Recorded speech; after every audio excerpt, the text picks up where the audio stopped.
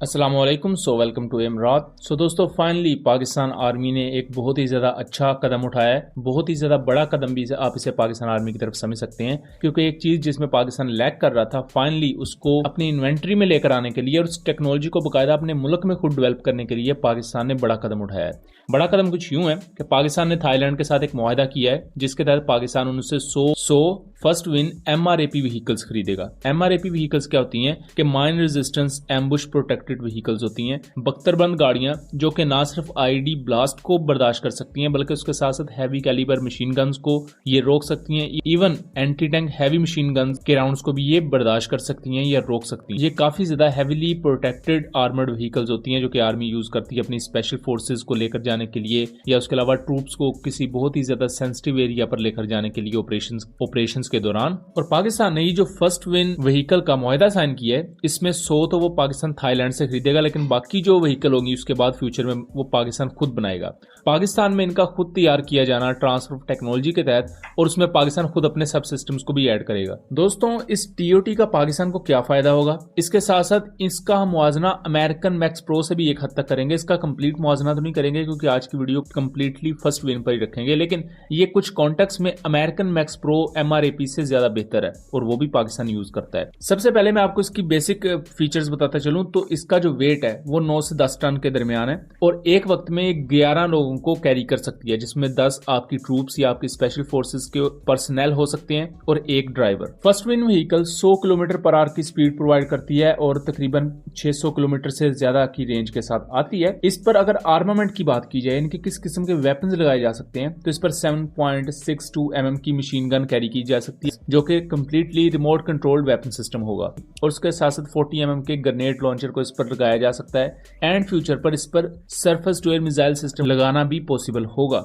अब surface to air missile system किस तरह पॉसिबल होगा, तो इसकी मैं आपको यहाँ चीज बताता चलूं, तो यहाँ मैं उसके बारे में आपको बताता चलूं कि जो तुर्किया की आर्मर्ड व्हीकल्स हैं, 4x4 आर्मर्ड व्हीकल्स, उन पर उन्होंने Sungur short range surface to air missile system को इंटीग्रेट किया हुआ है, और वो उन्हें प्रॉपरली यूज करते हैं, और इन्हें आई बिलीव उन्होंने 2023 में इंडक्ट भी कर लिया था। सो फर्स्ट विन व्हीकल की अगर आप डायमेंशंस को देखें तो ये सेम वैसी टर्किश आर्मर्ड व्हीकल्स की तरह है, जिन पर सुंगर या इवन पाकिस्तान के अपने तैयार करदा Anza surface to air missile systems को लगाया जा सकता है। और इस तरह इन MRAP व्हीकल्स को आप सिर्फ अपनी ट्रूप्स को लेकर जाने के लिए या उनको कैरी करने के लिए ही नहीं, बल्कि बहुत ही ज्यादा कंसंट्रेटेड एनवायरनमेंट में आप इनसे एयर डिफेंस का काम भी ले सकते हैं। उसके साथ साथ आप इनके साथ अटैक रोल भी कंडक्ट कर सकते हैं। पाकिस्तान आर्मी का अभी तक का जो सबसे बड़ा मसला यह था कि पाकिस्तान के पास कोई बहुत बड़ी तादाद में MRAP व्हीकल्स नहीं है। अमेरिका की तकरीबन 250 के करीब मैक्स प्रो MRAP व्हीकल्स हैं, और अमेरिका की जो MRAP व्हीकल्स हैं उनके मुकाबले में फर्स्ट विन को सबसे बड़ा एडवांटेज ये है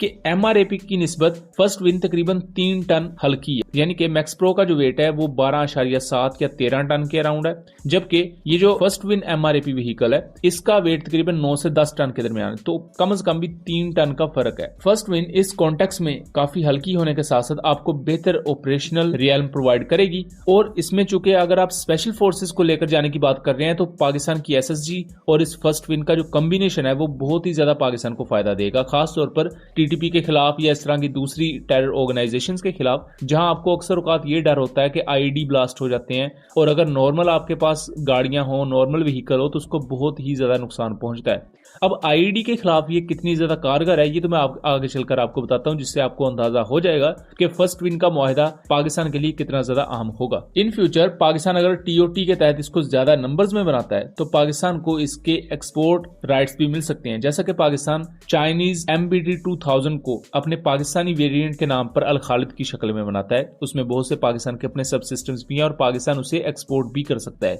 सेम एज अगर पाकिस्तान फर्स्ट विन को ज्यादा तादाद में बनाता है तो पाकिस्तान इसे एक्सपोर्ट भी कर सकता होगा, और ये पाकिस्तान की हैवी इंडस्ट्रीज टेक्सला के लिए बहुत ही ज्यादा अच्छी चीज है, और सेल्फ सफिशिएंसी की डोमेन में भी पाकिस्तान ने एक बहुत ही ज्यादा अच्छा कदम उठाया है। दोस्तों जब पाकिस्तान ट्रांसफर ऑफ टेक्नोलॉजी के तहत फर्स्ट विन को अपने मुल्क में बनाएगा तो इसका एक लोकल नाम भी होगा, जैसे कि चाइनीज MBT 2000 को पाकिस्तान ने लेटर नाम दिया अल खालिद का। इसी तरह VT4 को जब पाकिस्तान ने अपने मुल्क में तैयार किया तो उसको नाम दिया गया हैदर का। सो देखना दिलचस्प होगा कि इसे क्या नाम दिया जाता है।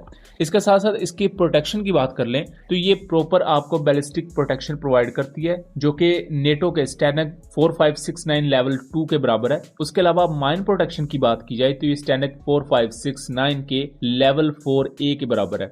लेवल 4A का क्या मतलब होता है कि ये 10 किलोग्राम के आईडी ब्लास्ट को बड़े आराम से रोक सकती है या उसको बर्दाश्त करने के काबिल है। इसके साथ साथ ये हैवी मशीन गन के राउंड्स को अगर 200 मीटर दूर से फायर किया जाए तो इसकी बॉडी उसको रोक सकती है या इसकी बॉडी पर उसका ज्यादा असर नहीं होगा। सो इतनी ज्यादा ये प्रोटेक्टेड व्हीकल है जो पाकिस्तान आर्मी के पास आने वाली है। स्टैनिक बुनियादी तौर पर नेटो के अपनी आर्मर्ड व्हीकल्स के लिए प्रोटेक्शन लेवल्स हैं। तो ये जो 4th लेवल है ये one of the best levels में से आते हैं। इससे पहले ये ख्याल किया जा रहा था कि पाकिस्तान को लेवल 2 तक की प्रोटेक्शन या आर्मर्ड प्लेट्स के साथ ये व्हीकल दी जाएगी, लेकिन पाकिस्तान को ये 4th लेवल के साथ दी जा रही है, जो कि काफी ज्यादा अच्छी चीज है। और खास तौर पर पाकिस्तान की जिस किस्म के इस वक्त हालात हैं, मुख्तलिफ मिलिटेंट ऑर्गेनाइजेशन के साथ जिस तरह की झड़पें चलती हैं और आईडी ब्लास्ट में आए दिन देखने को मिलती हैं और उसमें अक्सर औकात सोल्जर्स का बहुत ज्यादा नुकसान भी होता है। सो उस कॉन्टेक्स्ट में ये चीज पाकिस्तान को बहुत ज्यादा फायदा देगी। दूसरी चीज, ये पाकिस्तान की डिजिटाइजेशन की तरफ एक अहम कदम होगा, क्योंकि MRAP व्हीकल ये पहली होगी जिसे पाकिस्तान अपने मुल्क में बनाएगा। इसके साथ साथ इससे पाकिस्तान चूंकि एयर डिफेंस सिस्टम का रोल भी ले सकता है, इस पर